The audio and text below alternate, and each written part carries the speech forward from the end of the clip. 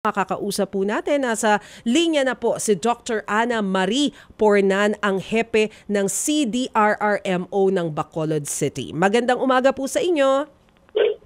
Magandang umaga. Morning po. Apo.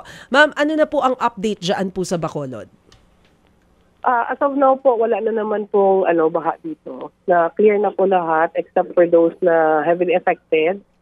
Pero yung wala na po. Meron na lang na iwan doon sa evacuation center kasi yung nasira yung mga bahay nila. Gaano pa po kadami, ma'am, yung naiwan dyan sa evacuation centers? Mga pa po, mga 4,246 po as of 8 o'clock this morning. Pero yung iba baka uwi na this morning po. Individuals po yun? Family po. 4,246 families at 11,860 individuals. Pero yung yung 370, mga standard yun po. So baka nakauwi na sila kagabi or this morning po. Sabi po ninyo, standard sa pier po. Opo. Anong mga areas po dyan sa Bacolod yung mga pinakamatinding na apektuhan nito pong bagyo? Yung yung Barangay Banago na malapit sa pier, yung Mandalagan po na may ilog sa likod. Tapos yung sa Barangay 36, Tingkang, tsaka 39, magkalapit po sila kasi malapit din po sila sa river na nag-overflow. Ma'am, gaano po kataas yung pinakamatinding baha dyan? 6 feet po. 6 feet, lampas tao. Opo. Yes po.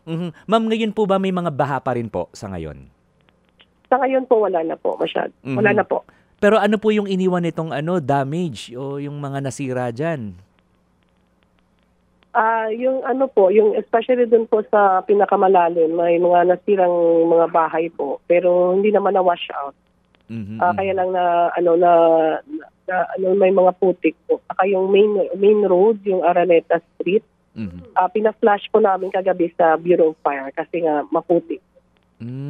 Naputi. Tsaka yung yung malaking mall dito po kagabi, tsaka yung isang food chain na po sila nagsara po kasi nga naabot sila ng tubig.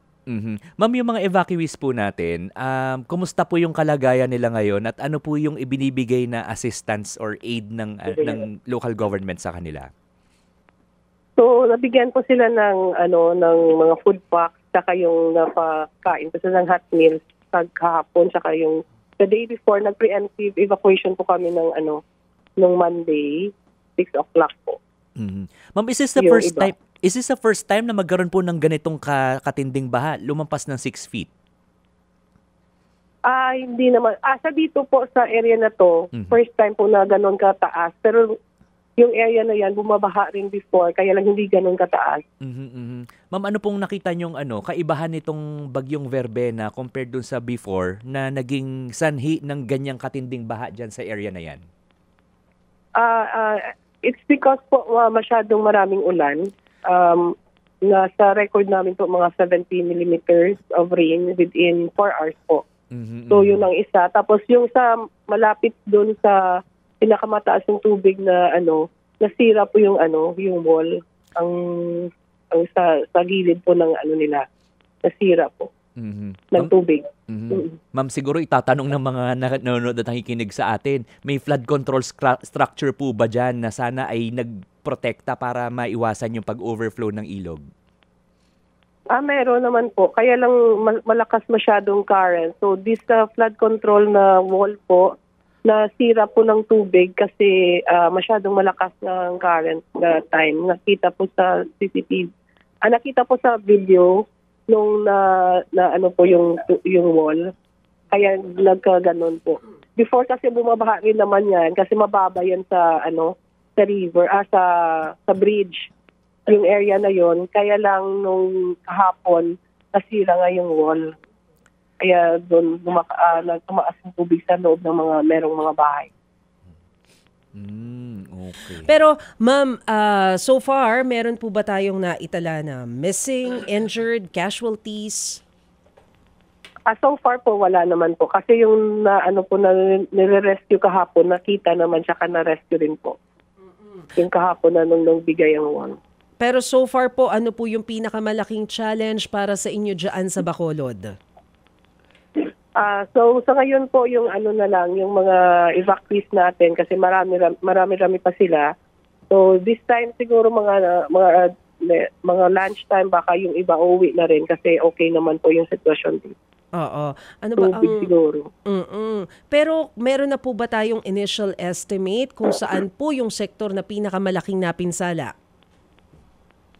Meron po. Opo, saan po Yung yan? malapit nga po dito, yung sabi ko nga nasira yung wall, Barangay Singkang po ang pinakamalaki as of now.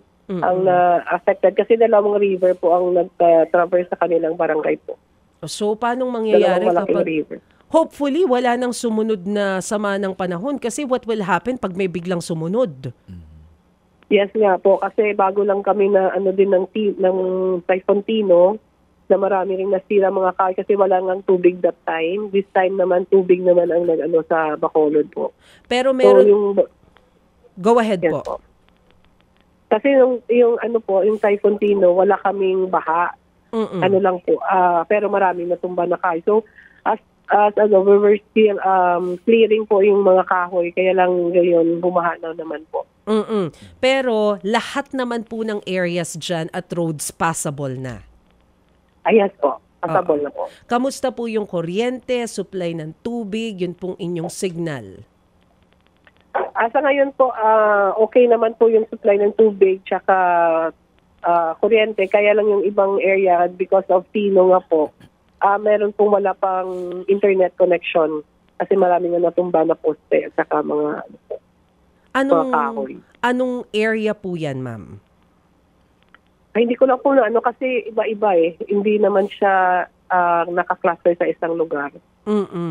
Depende po sa sa kanilang ng internet na subscription nila po. Depende.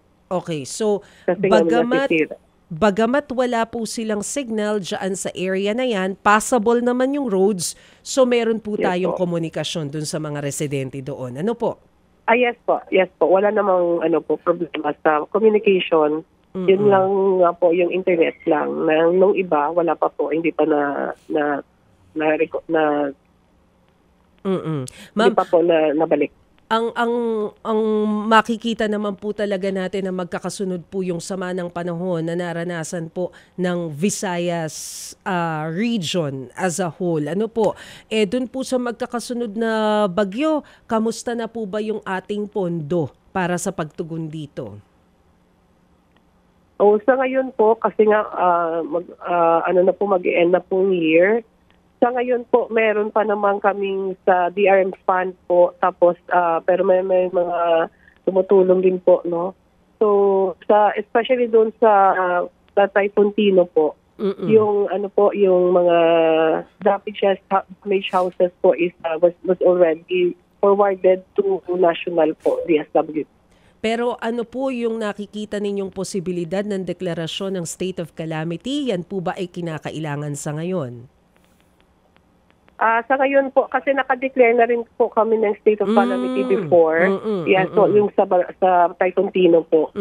As of now po, nasa ganun po yung status namin before because of the typhoon. So because of this po, baka na rin po, ma-sustain na rin yung declaration. Dire-diretso na. Sige po, ano pa po yung kailangan ng inyong lugar? Baka po naririnig po tayo ng national government.